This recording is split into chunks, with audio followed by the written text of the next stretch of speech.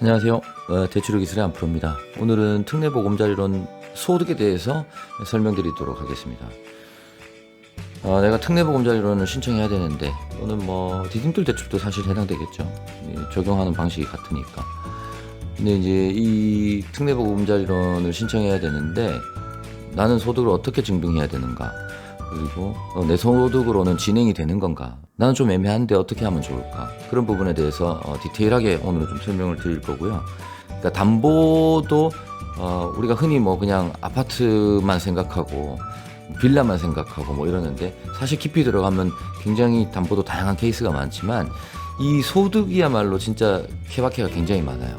다들 직장인이고 사업하는 사람이고 뻔한 거 아닌가라고 생각할 수 있겠지만 가만 보면 별의별 케이스가 정말 많습니다.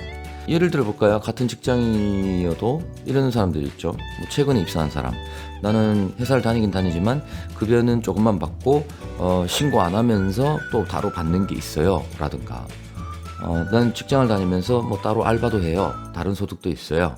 개인 사업하면서 또 다양한 케이스가 있죠. 저는 매출은 많은데 사실 소득 신고는 많이 안 해요. 저는 실제 사업은 합니다만 다른 사람 이름으로 사업을 하고 있어요. 등등 소득에 관련된 거는 케바케가 너무 많은 부분이기 때문에 제가 이걸 어디까지 설명을 드려야 되나 시작 전에 약간 고민을 했는데 보시는 분들이 대부분 일반인들이실 테고 하니까 초보, 그러니까 대출을 모르는 사람들에서부터 그리고 공인중개사분들 아무래도 고객분들하고 대출에 관련된 얘기를 많이 하게 되는 이 공인중개사분들 정도 수준까지 고려해서 설명을 드려보도록 하겠습니다. 먼저 오늘 설명드리는 이 소득은요. 주택금융공사에서 특례보금자리론 진행할 때 기준이 되는 소득의 종류와 산정 방식입니다. 자, 그럼 시작해 보겠습니다. 먼저 소득의 종류는 두 가지가 있습니다. 증빙소득하고 인정소득이 있습니다. 증빙소득은 소득이 딱딱 떨어지는 경우입니다. 직장을 다니면서 받는 근로소득이 있고요. 그리고 사업하면서 벌어들이는 사업소득이 있겠죠. 이거는 소득금액 증명원으로 확인이 되겠죠. 그 다음 연금 받는 분들, 기타 소득도 있을 거고요. 임대소득이라든가 배당소득이라든가 이런 것들도 있을 거고요. 네. 이렇게 딱딱 떨어지는 소득을 우리가 말 그대로 증빙소득이라고 합니다. 자, 그 다음 인정소득. 인정소득은요, 이렇게 생각하시면 돼요. 너가 어떤 걸 이만큼 내면 이 정도 소득이 있는 걸로 인정을 해줄게. 이런 소득인 거고요. 거기에는 국민연금하고 건강보험료가 해당이 됩니다. 이 국민연금은 내가 납부하는 국민연금입니다. 그 다음 건강보험료는 지역가입자가, 직장인 말고요. 지역가입자가 매달 내는 건강보험료 납부액을 말합니다. 이걸 가지고 환산해서 소득을 얼마로 잡아준다. 이런 거고요. 원칙은 증빙소득인데요. 소득 입증이 어려운 경우가 있어요. 이 경우에는 인정소득으로 연소득을 산정해 주겠다. 자, 그러면은 어떤 경우가 여기에 해당되는지 봐보도록 하겠습니다. 나는 인정소득을 쓰고 싶다고 해서 무조건 다 쓸 수 있는 건 아니고요. 반드시 이 네 가지 경우에 해당이 돼야 됩니다. 자, 이 네 가지 경우 다 원칙은 이렇습니다. 그러니까 소득 증명이 어려운 경우잖아요. 그러니까 소득이 없거나 부부 합산 소득을 합쳐봤더니 얼마 안 돼. 그 기준이 2,400억입니다.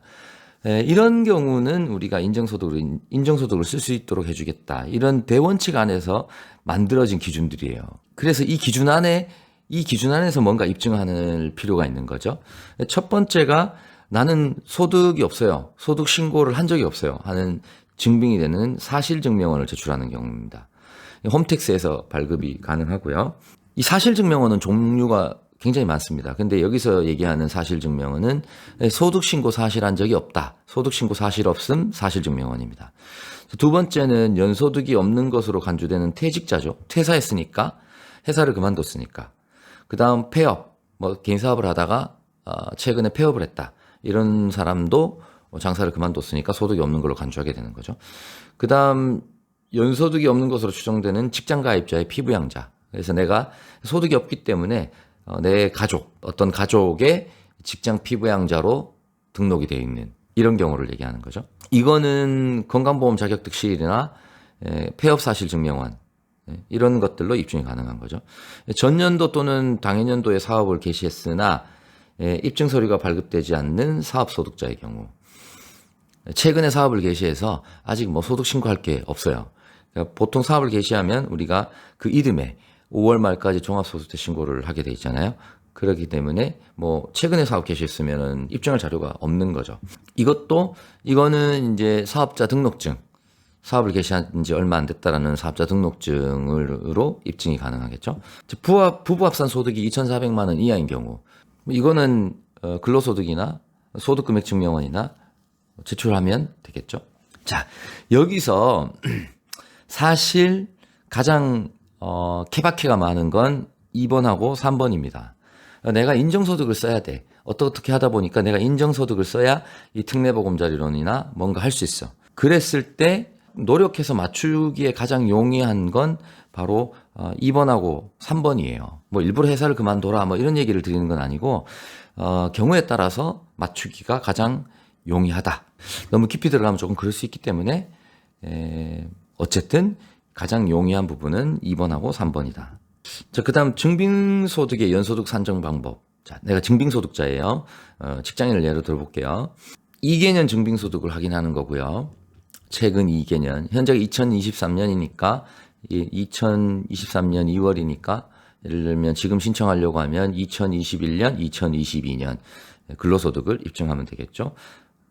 개인사업자 같으면은 2020년, 2021년 소득금액 증명이 현재 나오니까 2022년 거는 아직 안 나오죠. 개인사업자 같은 경우는. 그래서 2020년, 2021년 이런 걸 제출하면 되는 거고요. 배우자 증빙소득이 합산이 가능하고요. 자, 우대금리 적용을 원할 때는 부부 합산소득 기준으로 우리가 우대금리를 적용해 주니까 내가 6천만 원 이하다, 7천만 원 이하다 이걸 증빙하기 위해서는 반드시 합산 자료를 제출해야 된다. 이런 거죠. 내 혼자만으로도 DTI를 맞출 수 있는 경우는 굳이 제출은 안 해도 되는데 우대금리를 적용받을 필요가 있을 때는 제출해야 된다. 이렇게 이해하시면 되고. 직장인 같은 경우는 뭐 1년 미만이면 자료를 받아가지고 나오는 걸 연환산하면 되는 거고요. 이 개인 사업자는 소득금액 증명원과 사업 개시일 확인해서 연환산하면 되는 거고요.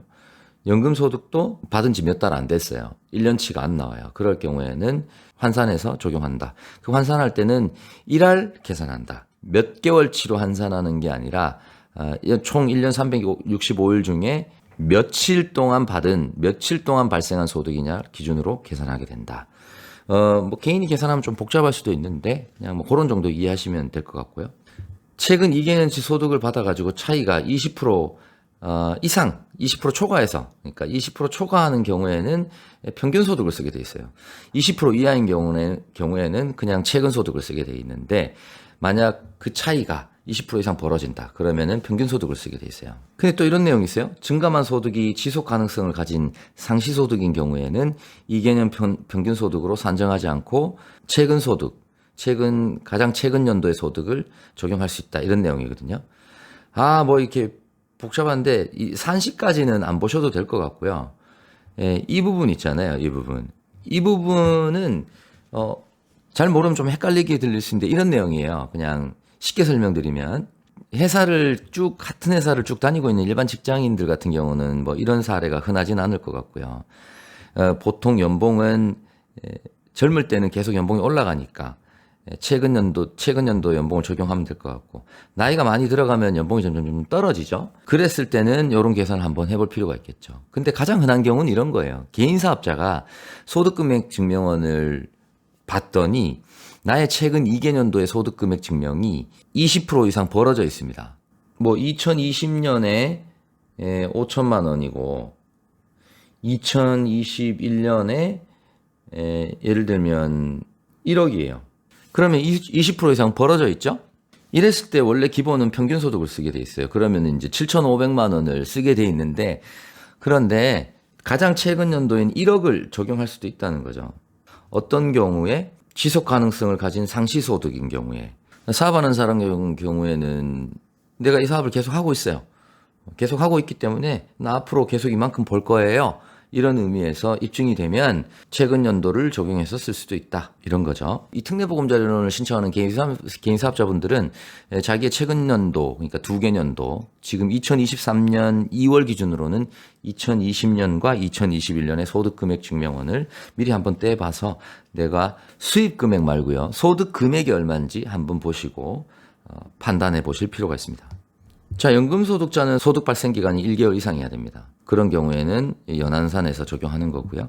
연금의 범위는 공적연금, 기업연금, 개인연금까지 포함됩니다. 그런데 고용보험에서 지급하는 실업급여는 제외됩니다. 뭐 당연한 거 아닐까요? 네, 넘어가고요. 자, 그러면은 어떤 서류를 제출해야 되느냐? 직장인 같은 경우는 소득금액 증명원이나 근로소득 원천징수 영수증, 급여명세표 이런 것들로 제출할 수 있고요.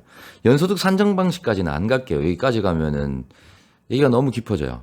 그다음 개인 사업하시는 사업소득자 같은 경우는 소득금액 증명원, 연말정산용 사업소득 원천징수 영수증, 거주자의 사업소득 원천징수 영수증. 이 거주자의 사업소득 원천징수 영수증은 이런 거죠. 그 뭐 학원 강사, 보험 설계사 뭐 이런 분들 있죠. 3.3% 원천징수 대상자들 이런 분들이고요. 그 제출하면은 지급 총액의 60%를 인정해 줍니다.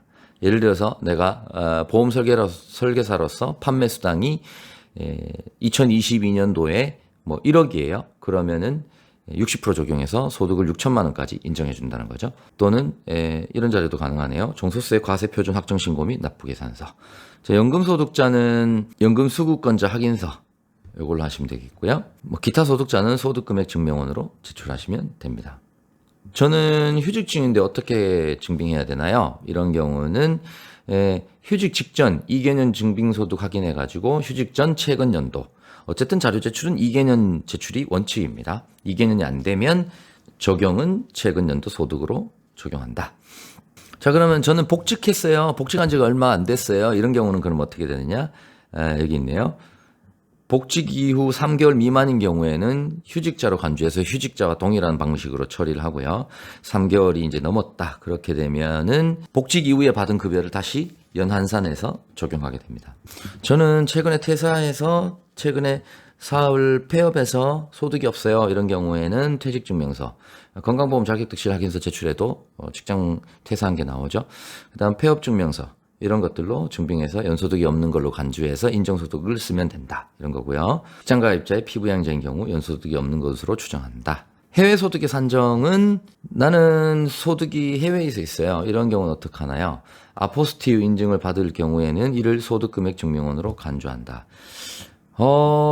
저도 한 10년 전에 굉장히 오래전에 이 서류를 제출하시는 분을 본 적이 있는데요.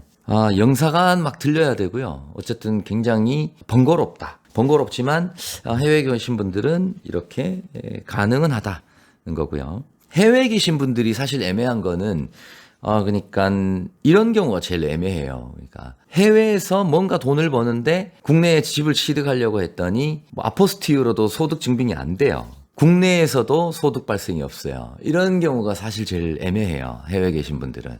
예를 들면 그냥 해외에서 뭐 사업하면서 장기 체류하시는 분들 있잖아요. 이런 분들이 이제 국내에 세입자 퇴거 자금을 진행하거나 뭐 집을 구매할 때 소득 증빙을 해야 되는데 애매하죠. 그러다 보니까 대부분 이런 보금자리론 같은 정책 자금은 쓰지를 못하게 되는 거죠. 배우자가 외국인인데 국내에 없는 경우 별도의 소득 입증이 없는 한 연소득이 없는 것으로 추정한다. 이건 뭐 본인의 편의에 따라서 적용하면 되겠네요. 증빙소득의 입증 방법 이렇게 있는데 여러 가지 소득이 있는 경우에는 종합소득 합산해서 증빙하면 된다. 이런 건데요. 자기 편의에 따라서 입증하면 되는 것 같아요. 뭐 이렇게 있는데 결국 이 얘기인 거예요. 그러니까 내가 DTI를 맞추려고 어떤 소득 자료를 제출했더니 DTI가 부족해. 그래서 소득을 더 입증해야 돼. 이럴 때는 다른 소득이 있으면 더 제출해서 입증하면 된다는 거고요. 반대로 금리 우대를 받기 위해서 내가 소득이 많지 않은 거 6천만 원 이하인 걸로 해야 돼. 실제는 여러 가지 소득이 있어서 6천만 원이 넘더라도 금리 우대를 받으려면 6천만 원 이하의 조건을 맞춰야 된다 말이죠.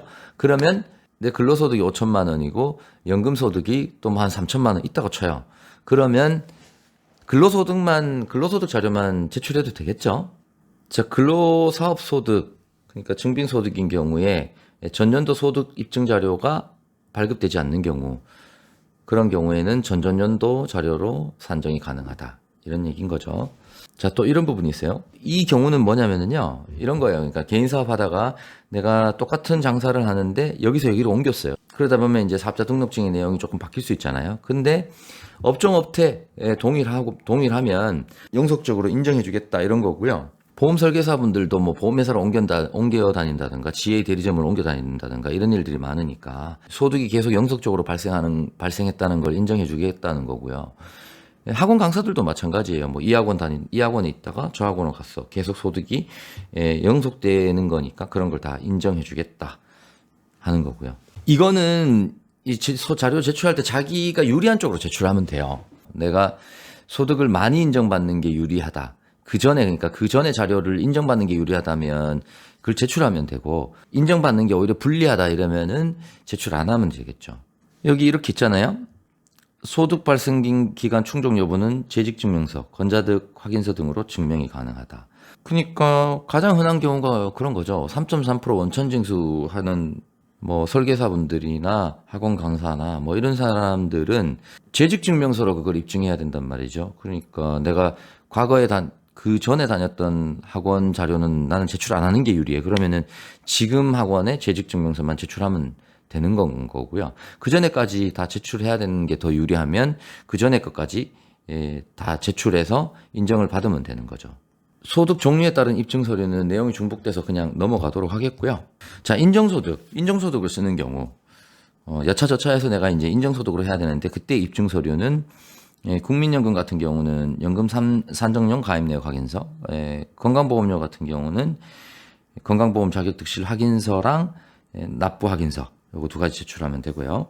중요한 게 있어요. 여기 아래쪽에 보면은요, 건자득 확인서상 지역가입자인 경우 원칙적으로 지역세대 주인 경우만 인정한다. 지역세대원이면 안 된다 이 얘기죠. 그리고 신청일 현재 미납이 있으면 추정소득 이용이 불가하다. 뭐 이거야 금액이 얼마 안 될 테니까 정리하면 되고요. 이 국민연금하고 건강보험료를 환산하는 방법이 여기 이렇게 나와 있는데 계산하는 방법까지 다 이해할 필요는 없고요. 그러니까 이렇게 생각하시면 돼요. 지금 2023년 2월인데요. 국민연금, 예를 들어서 국민연금을 10,000원 내고 있으면은요, 그러면 환산해가지고 얼마 정도 되냐면 126만 원 정도 돼요. 126만 원 정도. 그리고 건강보험료를 내가 10,000원 내고 있다. 그러면 환산해가지고 321만 원 정도 돼요. 결국 내가 건강보험료를 한 10만 원 정도 내고 있다 그러면 한 3,200만 원 정도의 소득이 인정되는 거죠. 국민연금을 뭐 20만 원 내고 있다 그러면 곱하기 20 대략 해주면 되겠죠. 한 2,500 정도 되겠네요. 그런 정도의 환산소득이 나오게 되는 겁니다. 이 정도만 이해하시면 될 것 같고요. 다만 주의하실 거는 지역가입자의 지역건강보험 납부액을 지역건강보험료를 납부하는 경우에는 이 납부 확인서를 받아보잖아요. 그러면은 왼쪽 편에 건강보험료 납부액이 있고요. 오른쪽 편에는 장기요양보험료 납부액이 있어요. 그런데 이 장기요양보험료는 제외한다. 그래서 내가 보통 이러죠.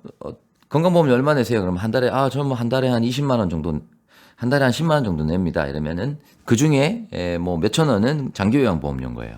즉 그래서 자료를 떼서 건강보험료 납부 부분만 환산해서 계산을 해보시면 될 것 같습니다. 자, 입증서류 없이 소득을 추정하는 경우 이렇게 돼 있는데, 이건 또 뭔 얘기냐면요. 이 국민연금, 우리가 매달 급여에서 빠지는 국민연금, 건강보험료 이런 것들은 내가 받는 보수, 소득을 기준으로 산정되게 돼 있기 때문에 그 금액을 보면 역으로 이 사람이 소득이 얼마, 연봉이 얼마다, 이게 확인이 가능한 거죠. 그 방법을 얘기하는 거예요. 어쨌든 이렇게 추정된 방식으로 연소득을 산정하는 경우에는 환산한 소득이 아무리 높아도 5천만 원을 한도로 합니다. 그리고 인정소득으로 연소득을 산정할 때는 다른 소득이나 배우자 소득과 합산이 불가합니다. 그러면 재직이나 사업 영위 사실은 그럼 어떻게 확인하느냐?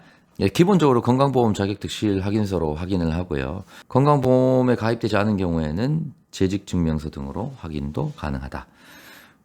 사업하시는 분들은 사업자 등록증, 그리고 사업자 등록이 유지되고 있는지 조회해서 사업 영위 사실을 확인하게 되어 있습니다. 일용 근로소득자들도 계시죠. 연금이자 배당 기타 소득자 같은 경우는 사실 확인을 생략하는 것도 가능하다. 근데 이제 일용 근로소득자들 같은 경우는 소득 자료를 떼보면 굉장히 불규칙하단 말이죠. 그래서 이런 경우에 본인이 연환산하거나 상시소득, 그러니까 직전 연도하고 20% 이상 차이가 나가지고 상시소득으로 간주해야 되는 경우에는 이런 추가 자료들을 제출해서 입증하는 것도 가능하겠습니다. 소득 추정 시에는 재직 및 사업 명의 확인을 생략할 수 있다. 그리고 3.3% 대부분 원천징수 대상자 같은 경우는 뭐 다단계 판매원 등록증, 위촉증명서, 운송사업 면허증, 고용계약서 뭐 이런 등등 그러니까 재직증명서하고 유사한 형태의 계약서 등으로 가름할 수 있다. 이런 내용이네요. 네, 여기까지 특례보험자료는 신청할 때 소득에 대해서 살펴봤습니다. 굉장히 재미없는 내용인데 만약 끝까지 봐주셨다면 너무너무 감사드리겠습니다. 대출의 기술의 안프로였습니다.